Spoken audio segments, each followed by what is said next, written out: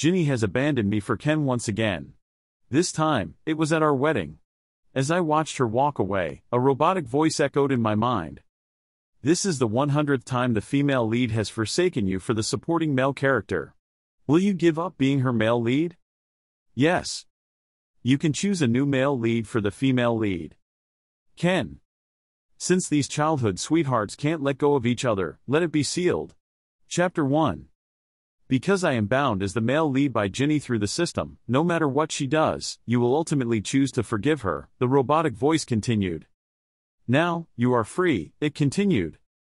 Can she bind me again? I asked. No, she has no authority to change the male lead anymore.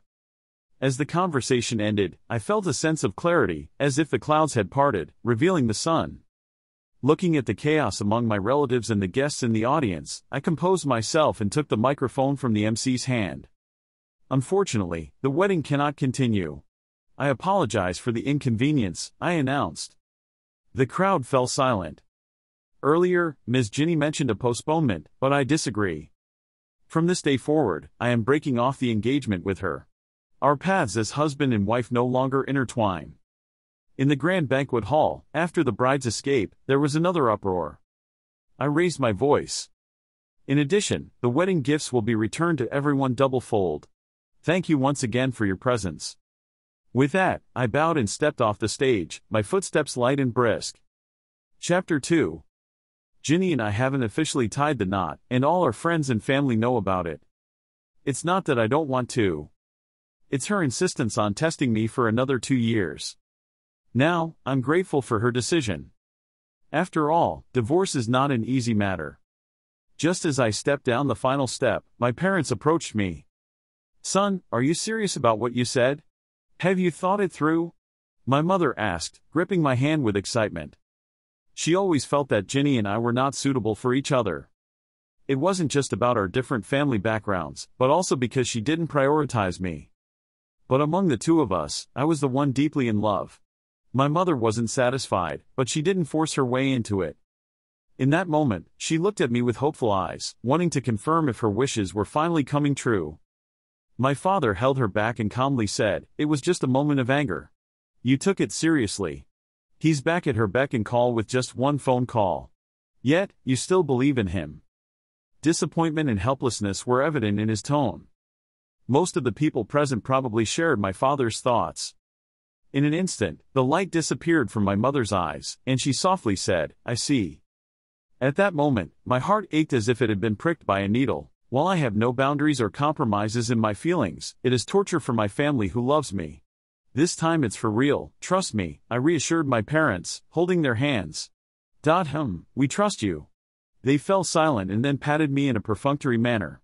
Their expressions clearly showed disbelief. And rightly so. Ginny has abandoned me for Ken 100 times, and I have forgiven her 99 times. My track record makes my promises seem pale and powerless. But it's okay. I will eventually prove myself. Chapter 3. We were having a conversation as a family of 3 when Ginny's parents approached us. "Sean, why did you have to say those angry words on stage? If you upset Ginny, don't you have to make it up to her? Here's the deal, help me secure that piece of land in the east suburbs, and I'll say a few good words for you." The man in front of us, with a big belly and an arrogant attitude, was Ginny's father. There was a time when he only bowed and scraped before me. Now, he was stepping on my head directly. All because of my indulgence and concessions to Ginny. "Sir, Ginny and I have already called off the engagement. I don't need you to speak well of me in front of her. I won't help with the land matter. Furthermore, Smith will cut off all cooperation with your company, and all investments will be withdrawn." His near-bankrupt small company was revived with the help of the Smith Group. But it seemed that this family of opportunists had forgotten about it. Ginny's father immediately had an angry face and pointed at my nose, shouting, "Fine, I won't help you. Let's see you beg my daughter like a dog." Smack! My mother slapped him across his greasy face. "If you insult my son again, I'll smash your mouth." She had always been gentle and kind, but now she was like a protective lioness.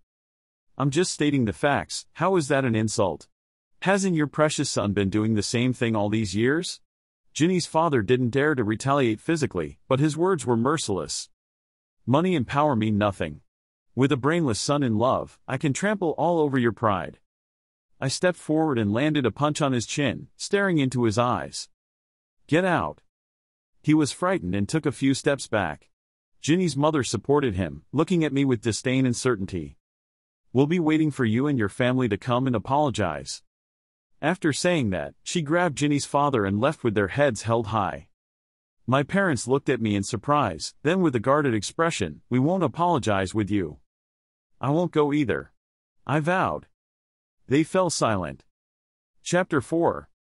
Just sent off a wave of guests when my assistant approached me. CEO, should we have the PR department handle the trending topics and online public opinion? I went online to take a look. The discussion around this wedding was off the charts. There were several keywords trending at the top.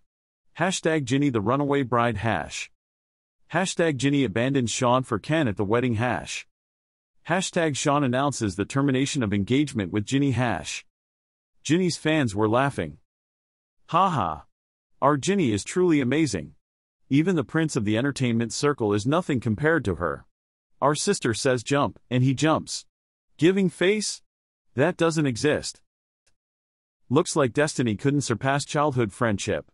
The prince worked so hard to fawn over Ginny, but with a wave of her hand, my sister ran away. Wow, the prince actually made tough statements. I bet within 3 days, he'll be begging for forgiveness on his knees in front of my Ginny. Poor prince, for so many years, he didn't even get a proper status and ended up with the reputation of a lapdog. Ginny is truly domineering. Ginny is right not to get married. She can walk away anytime she wants. With so many big shots at the wedding, my sister can still do whatever she pleases. So what if he's a prince?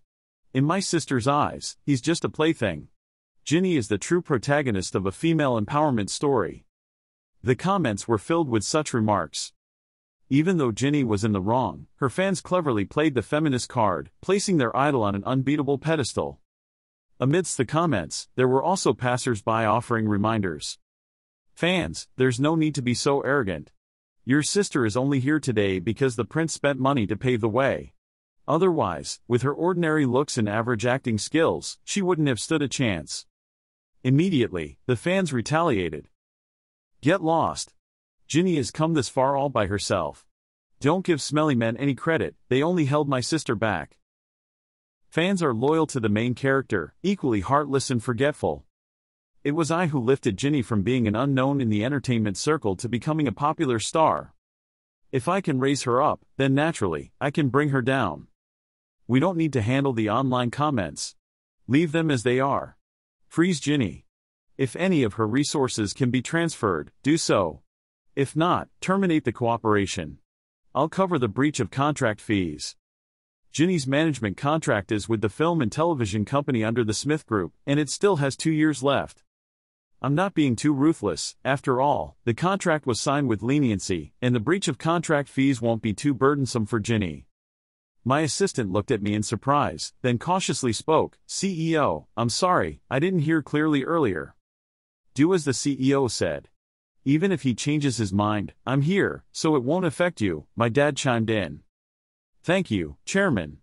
The assistant immediately went to handle the tasks. Just then, Ginny called. Ken got arrested. Get him out for me and settle this matter. Her tone was icy, as if she was ordering a subordinate to do something. Chapter 5. I furrowed my brows, hung up and blocked her directly. Soon, a strange number called again, and it was Ginny. Sean, what do you mean? Ken got into a fight because of me. Because the other person insulted me. So shouldn't you go save him? My business is your business, isn't it?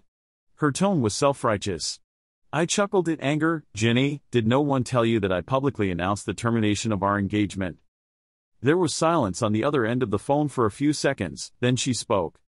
Sean, it was wrong of me to leave you at the wedding.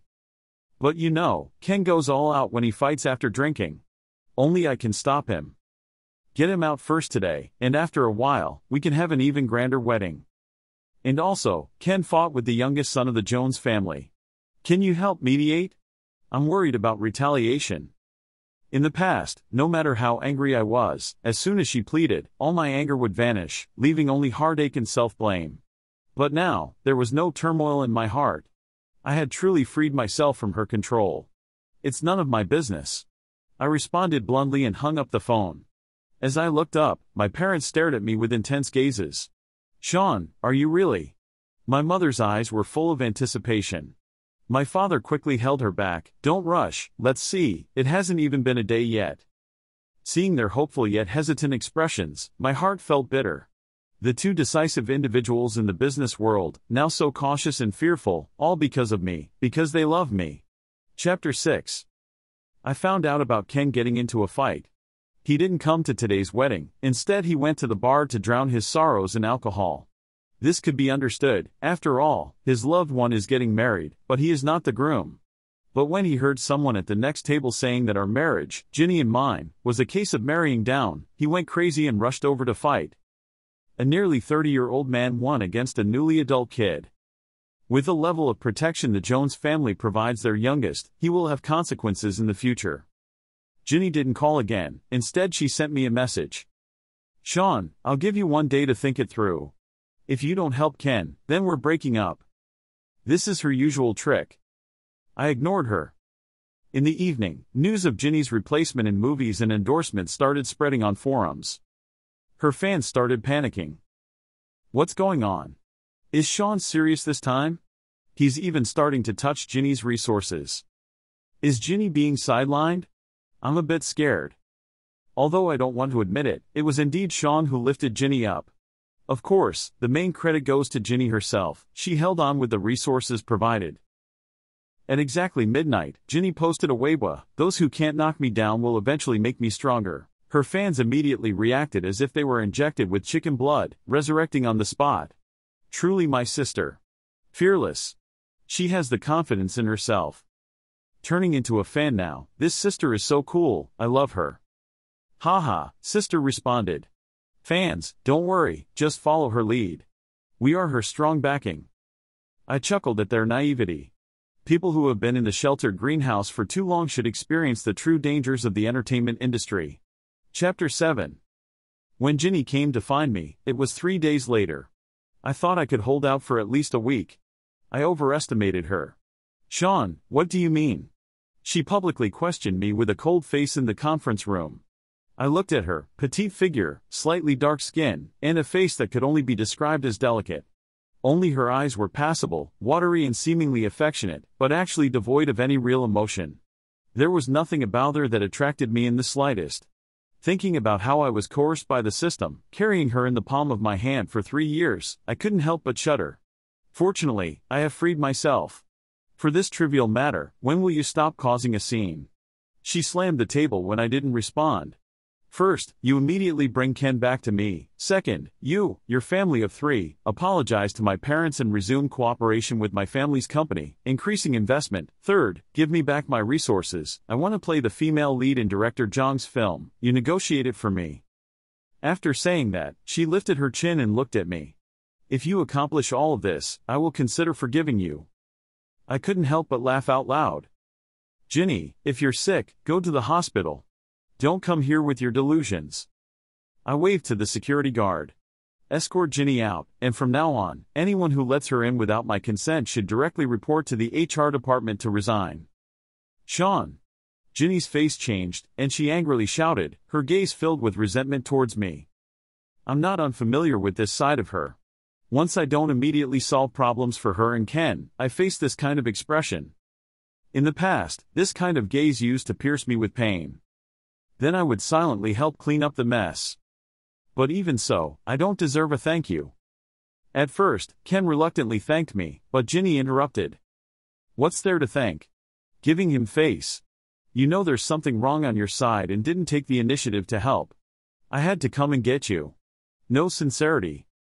Later, the two of them treated my aftermath as a matter of course. Right now, I'm looking at her as if she were insane. You will regret this. As she was being pulled away by the security guard, she stared at me and squeezed out a few words through her teeth. I smiled, it won't be me who regrets. When I got home from work that day, my mom personally cooked dinner for me. My dad opened a bottle of wine. Not bad, you've held on for 3 days. It's worth celebrating. I sighed. The road ahead is long, and it's not easy to change impressions. Chapter 8. The day Ken was released from the detention center, Ginny personally went to pick him up. Someone filmed a video and uploaded it online. In the video, Ginny was showering Ken with care and concern, her eyes filled with affection. At the end of the video, she linked arms with him, playfully got into the car, resembling a loving couple. Fans went crazy in the comments. So sweet, childhood sweethearts are the best. My sister is truly full of love. She never had that look in her eyes when facing the Crown Prince. I'm laughing so hard. My sister had all kinds of cold and disdainful expressions when facing the Crown Prince, but she turns into a love-struck girl when facing her childhood sweetheart. Sister, recognize your own heart sooner. It's not Sean you love, it's Ken. Indeed, love is like a cough, it cannot be hidden. The Crown Prince is out. Waiting for the official announcement of this couple. Such comments used to feel like a thorn in my throat. Now I just want to tell the fans that your wishes have come true. I never expected that I would encounter them in person the same evening I watched their video. Chapter 9. At that time, my friend and I were leaving the bar after having a few drinks, walking and waiting for our driver to pick us up. As we passed by a small alley, we heard a woman's voice shouting from inside. I am Sean's girlfriend, see who dares to touch him. Get lost. It was Ginny. My friend and I exchanged a glance and took a few steps towards the entrance of the alley, just in time to hear a young man respond. Stop lying. At the wedding, you ran away with this trash, and Smith Jr. announced the breakup with you. Step aside, this has nothing to do with you. We're only here to settle things with Ken. Sean and I have gotten back together, he'll be here soon to pick me up. If you have the guts, none of you should leave. Ginny lied shamelessly. Under the dim lights, several young men who looked like troublemakers exchanged glances. Ginny took the opportunity to kneel beside Ken, who was lying on the ground groaning, and tenderly touched his face, her voice filled with a sob.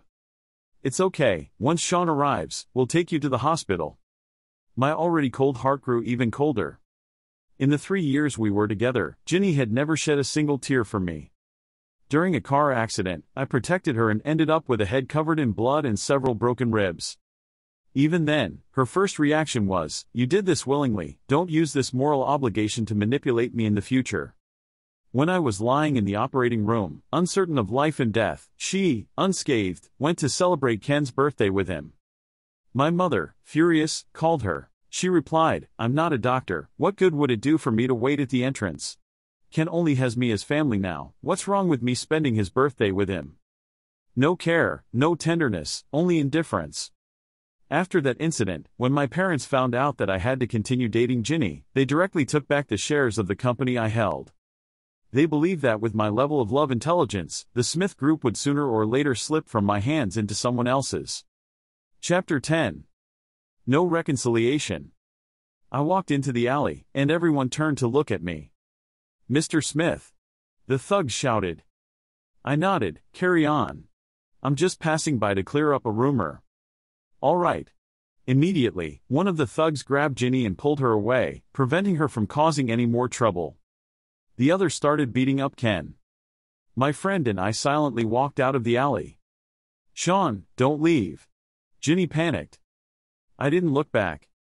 I could hear her crying out again, stop hitting him, please. I'll give you money, all right?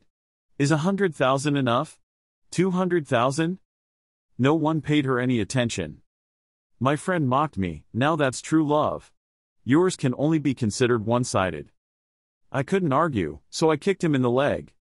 As we walked a little further, Ginny suddenly ran up and grabbed my arm. Her hair was disheveled, tears streaked her face, and her makeup was smudged. Sean, save Ken. Those guys were sent by the Jones family to cause trouble. I've never begged anyone, especially not you, but this time, I'm begging you to help resolve the situation for Ken. Otherwise, the Jones family won't let it go. I sneered. She never had to beg anyone before because I was always there for her. Not begging me meant she wanted me to do something, to follow her every command without her having to lower herself or beg. Looking at her, who was now groveling for Ken, I asked the question that had been bothering me. Why do you care so much about Ken? Why don't you just be with him? Her reaction was a smug smile. Sean, you're still jealous. Don't worry, I will definitely marry you. Ken is just a brother to me. She looked so disheveled and her smile was even worse. It had an eerie effect under the dim streetlights of the late night. Goosebumps rose on my skin, and I had no interest in engaging with her any longer. I won't help with this favor. And don't pretend to be my girlfriend anymore. I will never marry you either. Ginny's smile froze on her face, and after a moment, she said, Sean, you will definitely marry me. I chuckled, one-sided wishful thinking. Her body trembled, visibly affected. This was too much for her, considering the cold words she had said to me before. As we left, Ken was still screaming in the alley. I never expected that after Ginny repeatedly claimed she wanted to marry me. A few days later, she sent me the wedding invitation for her and Ken. Chapter 11. The two of them came together, standing in front of me, hand in hand, looking very intimate. Ken and I are getting married next week. You're welcome to attend our wedding, Ginny said, her gaze fixed on my face. I casually took the bright red wedding invitation from her. Congratulations. If I have time, I'll come. The two of them stood there motionless, and I furrowed my brow. Is there anything else? Sean. Ginny's voice choked up. I'm marrying someone else. I looked at her in confusion. I heard you loud and clear, and I already congratulated you. Aren't you even a little bit sad? She persistently asked. Why should I be sad? You like him, and he likes you, isn't that great? Besides, this isn't a legal marriage, you can change your mind anytime, I replied. Ken's face turned dark. Sorry, that's just my experience, it might not apply to you, I smiled at him. His expression didn't improve much. What if it were a legal marriage? Ginny bit her lip, pressing for an answer. My gaze faltered for a moment, and I was at a loss for words. Ginny's mouth curved up, a triumphant look on her face. Sean, I will have a legal marriage this time. Ken looked at her in surprise. Whatever you two decide, I turned around and left, my departure probably looking like fleeing in their eyes. Chapter 12. The next day, someone leaked online that Ginny and Ken got married. Her fans immediately exploded. Sister, what are you doing? Do you have a knack for making a mess? Sean is such a good man, why didn't you choose him and instead went for this guy? We were just creating a fictional couple, why are you taking it seriously? Even though Ken claimed to have liked you for over 20 years, he never broke up with his girlfriend. Are you out of your mind? Why did you choose Ken? Why? Sean is 100 times better than him. Are you in love for real, or are you doing this to spite Sean? Knowing it's the wrong choice, why did you choose him? There were also a few confused fans. It's so romantic to go from childhood friends to wearing wedding dresses. What's wrong with everyone upstairs? Usually, you all belittle Sean to no end. Someone immediately clarified things for her. Trash-talking Sean is just part of helping Ginny build her image, don't you understand? Go and find out about Ken's dark history before you speak. It's infuriating. Choosing this useless guy instead of the Golden Bachelor. Ginny cornered me in the parking lot, this time she came alone. Sean, I'm really getting married this time. She showed me the marriage certificate. Congratulations on getting what you wanted. She stared at me, hoping to find a hint of regret on my face, but there was none. She panicked, murmuring to herself, why did it turn out like this? It shouldn't be like this, that day you clearly. Go and live your life well from now on, don't come looking for me anymore. Your loved one wouldn't be happy. You two are truly well suited. No. Ginny shook her head desperately, her eyes red and swollen. He's not worthy of me at all. He smokes, drinks excessively, and is promiscuous. He stirs up trouble every day and can't even take care of himself. So, she knew Ken's flaws. But before, she used to say to Ken in front of me, what makes Sean compare to you? In the midst of her words, she didn't forget to give me a disdainful look, not hiding her contempt. Sean, Ginny's tone softened, we are the most compatible. I'm helping him out of pity. I married him to provoke you. She grabbed my arm and pleaded. I'll divorce Ken right now, I won't see him again, and I won't help him anymore. Sean, can we still be like before? She held onto my hand tightly, not letting go. I turned my head disdainfully and happened to see Ken standing not far away, clenching his fists, veins bulging on his forehead. Everyone knows that you love him, you just haven't realized your own feelings yet, I smiled at Ginny, lowering my head. No, the only person I love is you, she defended tearfully. Just then, Ginny's parents rushed towards us from the side. Son-in-law, let's discuss whatever it is at home. They had a pleasing smile on their faces, completely different from their arrogance at the wedding banquet. I pointed silently behind them. Your son-in-law is over there, don't call the wrong person. Ginny's father turned his head to look at Ken and explained to me, don't worry, son-in-law. They are in a fake marriage. Ginny's mother's face lit up with a smile. Sean, you are the one we recognize as our son-in-law. Let's go home. What do you want to eat? Mom will make it for you. Don't you love eating Mom's cooking the most? I never received such good treatment before. Whenever I went to Ginny's house, Ken would always be there. Ginny's mother only cooked the dishes he liked, never considering me. It's not considered a fake marriage once the certificate is obtained, I said seriously, looking directly at Ken. Your marriage is legally protected. As long as one party is unwilling, no one can force you to divorce. His eyes flickered, his face dark as he scanned Ginny and her family. Listen to me, Ken. I will divorce whenever I want. He will cooperate. Ginny held my hand tightly and tightened her grip. I pried her fingers off one by one. Ginny, whether you two divorce or not is none of my concern. Stop bothering me. Sean. She wanted to say something else. I coldly interrupted, let go.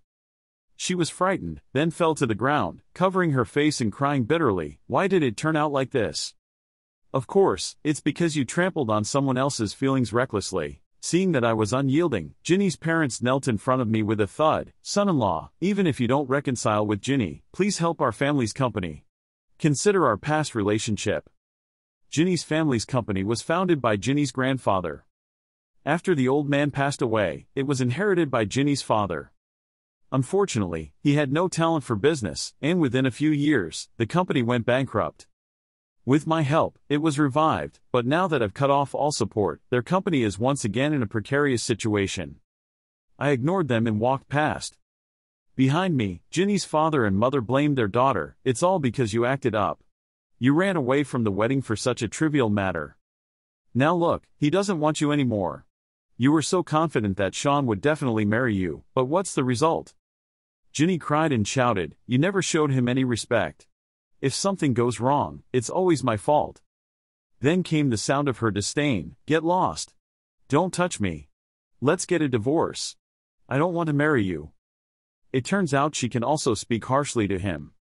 Unfortunately, it's for her own sake, not for mine. Even when Ken intentionally hurt me, she could stand by his side and bite back at me. Chapter 13. That was 2 years into our relationship. One time while hiking, I was forcefully pushed from behind on a slope. Before falling, I instinctively reached out and grabbed onto the person's clothes. As a result, both of us tumbled down the hill together. The person who attacked me was Ken. When I woke up, I was already in the hospital. My hands and face were scraped, my foot was swollen like a bun, and I had a mild concussion. I was about to ask the nurse about Ken's condition when Ginny, with red eyes, pulled someone along with her. She didn't care about my condition at all and immediately questioned me. Sean, you slipped on your own, why did you drag Ken down? How could you be so malicious? Look at all the injuries he has. I took a closer look. The so-called injuries were a bandage on his forehead and a band-aid on his right hand. Just as I was about to retort, one of our friends who had been hiking with us interjected. Ginny, don't go too far. It was clearly Ken who deliberately pushed Sean, and Sean instinctively grabbed onto his clothes, causing them both to fall. Moreover, Sean's injuries are much worse than your so-called good friends, okay? Can't you show some concern for your boyfriend? Ginny didn't believe it and aggressively demanded evidence from our friend. It wasn't until our friend showed her a video that someone happened to capture, which clearly showed the sequence of events, that she finally fell silent. Ken, who had been silent all along, finally spoke up. Ginny, let's just leave it at that. It's my fault, I was just trying to play a prank on Sean. Sigh, I won't dare to do it again next time. Rich people are precious. Ginny comfortingly patted his hand and said. It's his own fault for not standing firm. What does it have to do with you? You're the one who got framed. Don't let those with ulterior motives manipulate you with PUA tactics. Then, she looked at me with disdain. You slipped on your own and dragged the innocent down with you. Don't let your lackeys turn the tables on you. It's embarrassing enough. Throughout the entire incident, she didn't ask about my injuries once. That time, I made up my mind to break up with Ginny. But with just one phone call from her, I forgot all about my anger and disappointment at that moment and continued to be a lapdog. Chapter 14. Of course, Ginny didn't end up getting married. I think even without any intervention, Ken wouldn't have agreed to a divorce. Ginny's parents approached me twice, begging me to save their daughter, to save their company. I didn't even step out of the car, allowing them to plead outside. If they had shown me even the slightest bit of respect before, I wouldn't have stooped to this level. Their regrets now are nothing more than paying the price for their previous reckless actions. Ginny's fans flooded my Weibo, begging me to snatch their sister back. Now, they are starting to praise me and remember my good qualities, as if they weren't the ones who had previously criticized and belittled me. Other fans screenshot their two-faced mockery. Just love to see them get slapped in the face. Feels great. My parents completely believe in my decision to break up. In their joy, they distributed bonuses to all employees and returned my shares to me. Chapter 15. After the company rejected several resources looking for Ginny, she finally came to discuss the termination of the contract. I had someone bring her into my office. Upon seeing each other again, she was polite and spoke in a much softer tone. I dealt with the matter professionally, without any unnecessary words. We quickly completed the termination procedures. As she was about to leave, Ginny suddenly said, "Sorry, I need to use the restroom." And she headed straight for the lounge inside my office. I furrowed my brow, stopping the legal and finance teams who were about to leave, sensing that something was about to happen. After about 10 minutes, there was no sound coming from inside. I had the finance girl knock on the door, but there was no response, and the door was locked from the inside. A chill ran through me, and I kicked the door open directly. The finance girl who was following me let out a scream. Inside the room, Ginny was lying on the bed, her pale face stained with blood, which had soaked the light-colored bedsheets. She had cut her wrists and was now in a semi-conscious state. It seemed that she hadn't given up yet. After giving her some simple first aid, I sent her to the hospital and waited for her to wake up. When Ginny opened her eyes in the hospital bed and saw me, tears streamed down her face. She reached out to grab my hand and said, "Sean, let's reconcile. I love you, and you still love me, right?" I avoided her and looked at her pale face. "Ginny, it ends here. I no longer have any feelings for you, and hurting yourself won't change anything." She had indeed been ruthless to herself this time. But so what? Such methods only work when there are lingering feelings on my part. "Why? You used to love me so much," she asked with a paler expression, her voice filled with sorrow.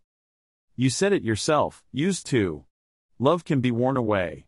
When you repeatedly disregarded my well-being for Ken, you should have anticipated this outcome. No, you should forgive me. You will always forgive me, no matter what I do to you." I didn't have the patience to argue with her. I told her the biggest surprise straight away: I won't forgive you, and I won't be with you. Because Ken is your male lead. Her eyes widened instantly, filled with fear as she looked at me, trembling all over. "No, my male lead is you, it has always been you. I changed it for you on the day you ran away. No need to thank me." I smiled and waved my hand, the previous melancholy completely gone. She stood still for a moment, then screamed hysterically, "Why can't it be changed? You lied to me. Change it back, change it back." She must have been having a conversation with her system. As I walked out of the hospital room, I passed by Ken. His eyes were bloodshot from a hangover, and he reeked of alcohol, cigarettes, and heavy perfume. Soon, accompanied by the sound of a broken cup, came Ginny's scolding voice, "What are you doing here? Get lost." Ken nonchalantly responded, "But I'm your husband, how can I not come to see you? It seems like you're fine, so give me some money to spend." Chapter 16. I saw Ginny again at a cocktail party. She completely abandoned her gentle and reserved persona and shamelessly flattered those directors and producers. Indeed, one's circumstances can change a person drastically. After leaving the hospital, I didn't pay much attention to her, but I still heard some news about her. After terminating her contract, she started her own studio.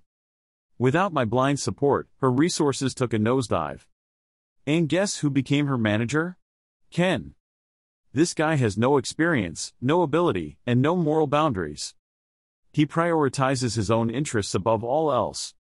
Originally, Ginny, with her popularity, could still secure decent resources.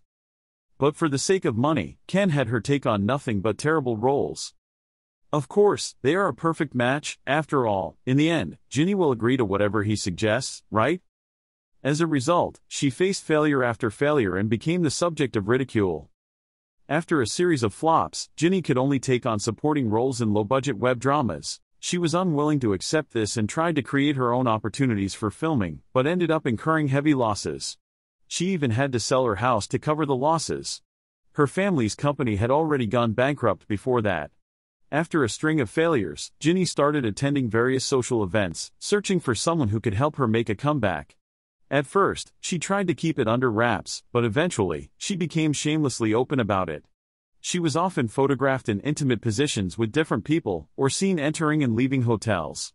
Her remaining few fans have been counting down the days until her marriage falls apart. And there are some audacious individuals who persistently leave comments on my Weibo, urging me to win Ginny back. Jokes aside, this loving couple is something I personally put an end to. No one can break up this pairing, including myself. Sean, long time no see. I had just finished mingling with a group of people when Ginny sat down beside me.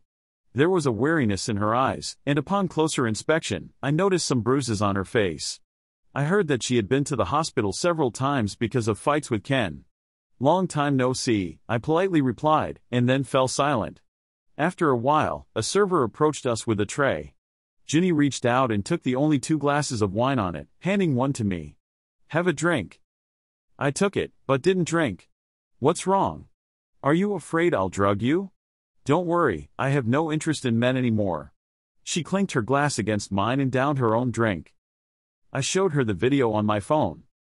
Her face turned pale, then green. In the video, she was pouring white powder into a glass. I handed the glass to the assistant next to me and said, "Take it for testing." Ginny rushed over, her voice suddenly echoing through the hall. Look how easy it is to destroy someone. I just had her accompany me to a dinner party, made her drink a little more, and asked those men to take her home. And she jumped off the building. So what if she has talent in acting? She's lost her life, but I still have unlimited possibilities.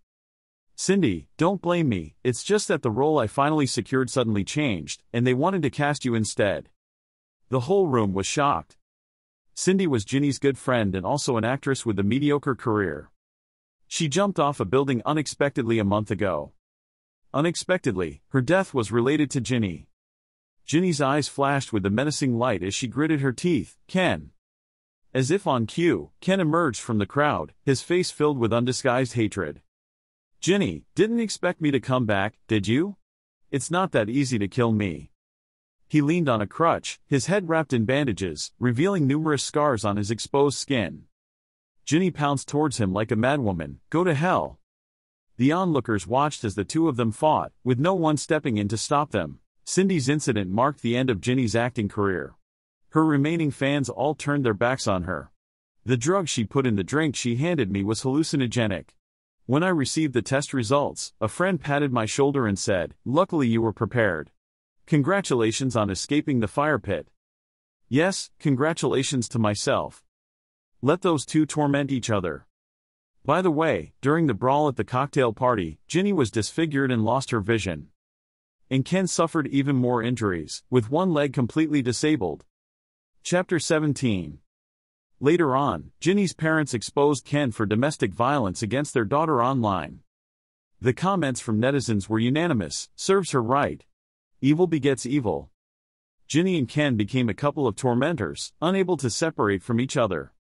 As for me, I took full control of the family company and also found a perfect match, a girl who shared mutual affection with me. After 2 years of dating, we had a grand wedding. A perfect wedding. Sean, congratulations on finding the right person. That familiar electronic voice suddenly appeared. You two will have a loving marriage, grow old together, and live a happy and fulfilling life.